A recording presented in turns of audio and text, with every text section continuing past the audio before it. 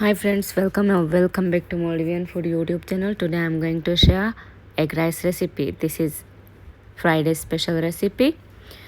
It goes well with chicken curry. So let's see the ingredients. For this recipe, I'm using 7 egg and 1/4 cup garlic and 100-gram cashew nut and some curry leaves.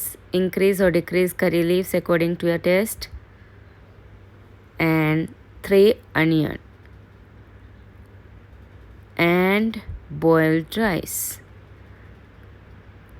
Now time to prepare the dish.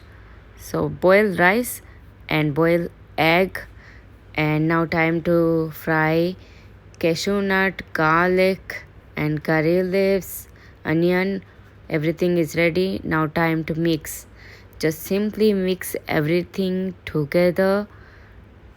This is almost ready. Dandana, the recipe is ready. This is easy recipe. I hope you like the video. Thank you for watching. Bye for now. Bye bye.